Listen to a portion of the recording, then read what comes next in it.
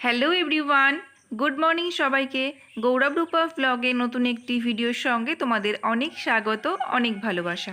তোমরা সবাই কেমন আছো? আশা করছি সবাই ভালো আছো, সুস্থ আছো, আর আমরাও ভালো আছি। এখন বাজে সকাল 8টা। আজকের ব্লগটা আমি এখন থেকে শুরু করছি। তোমরা পুরো ভিডিওটা প্রথম থেকে শেষ পর্যন্ত দেখতে থাকো, আশা করছি ভালো লাগবে। সকালবেলা ঘুম থেকে উঠে বাসি কাজকর্ম সব হয়ে গেছে।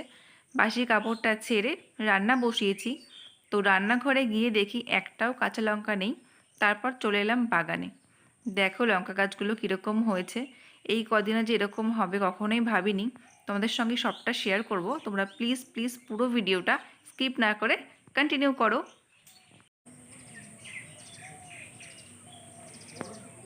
দেখো বন্ধুরা, থানকুনি পাতাগুলো কেমন নষ্ট হয়ে যাচ্ছে। এত তাঁত, তবু এ পাশে পুরো ঘাট করে জঙ্গল হয়ে গেছিল, সেগুলো মোটামুটি পরিষ্কার করে দিয়েছে। আর লঙ্কা গাছগুলো যে কি হলো বুঝলাম না। দেখো, প্রত্যেকটা গাছের মাথা কেমন কুঁকড়ে গেছে। ফুল গাছে আছে ভালোই, এই দেখো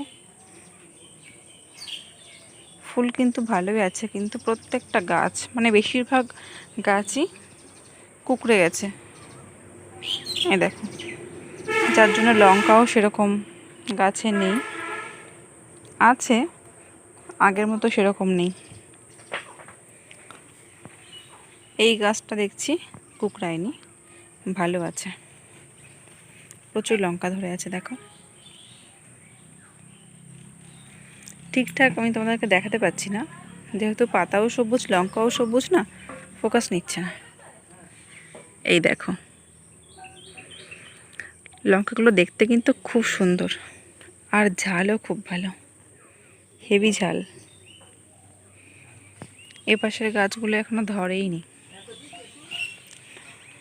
কাঁচা লঙ্কা গাছটা তো একদম কুকড়ে গেছে।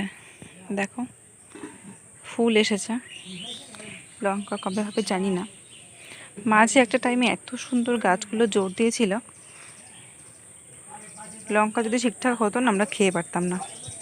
এই গাছটাও ভালো আছে, এই দেখো এই গাছেও লঙ্কা রয়েছে ভালোই।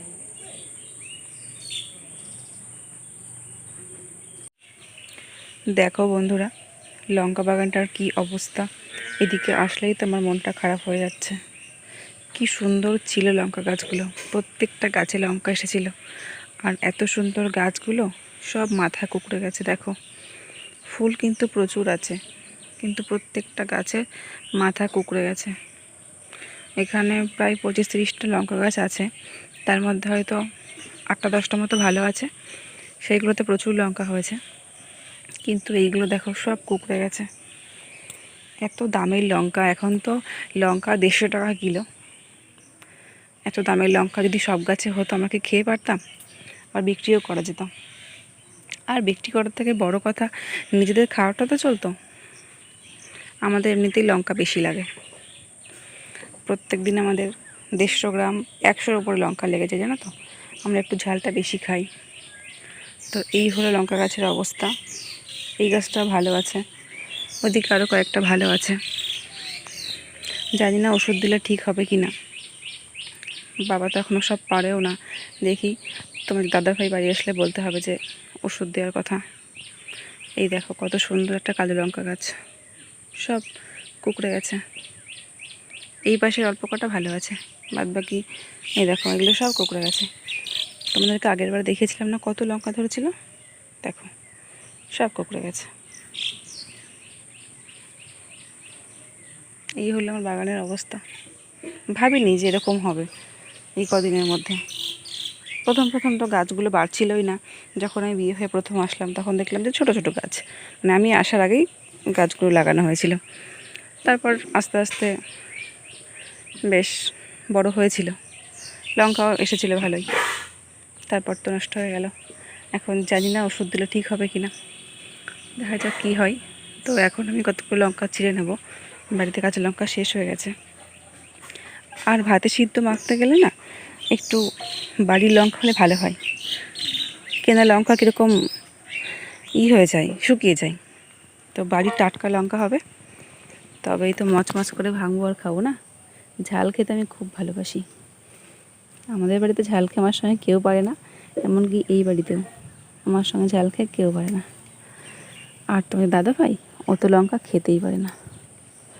ও বাড়ি আসলে লঙ্কা চিড়ে দিতে হয় তরকারিতে, আমরা পরে মেখে খাই। এই দেখো কি সুন্দর দেখেছো লঙ্কাগুলো, এত সুন্দর লঙ্কা সব নষ্ট হয়ে গেল।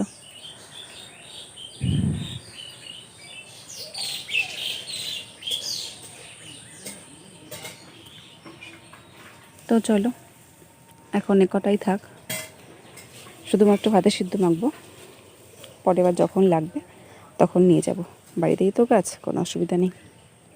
তো চলো তোমরা পুরো ভিডিওটা স্কিপ না করে কন্টিনিউ করো, তোমাদের সঙ্গে আবার পরে কথা হবে। তো চলো। বন্ধুরা, রান্নাবান্না আমার কমপ্লিট।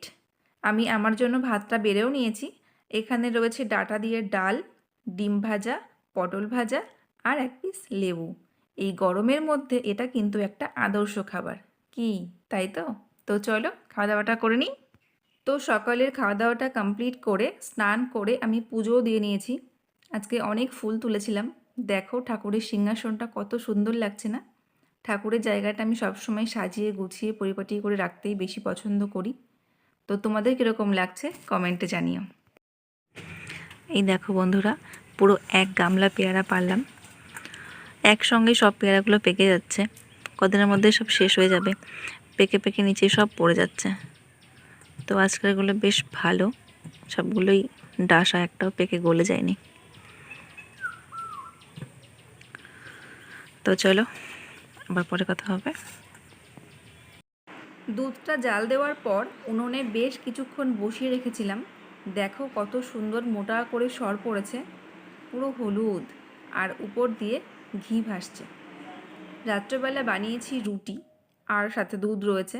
তো চলো আজকের ভিডিওটা এই পর্যন্তই। ভিডিওটা তোমাদের কেমন লাগলো অবশ্যই কমেন্টে জানিও। তোমাদের সঙ্গে দেখা হবে নতুন কোনো ভিডিও নিয়ে। ততক্ষণে তোমরা সবাই ভালো থেকো। টাটা।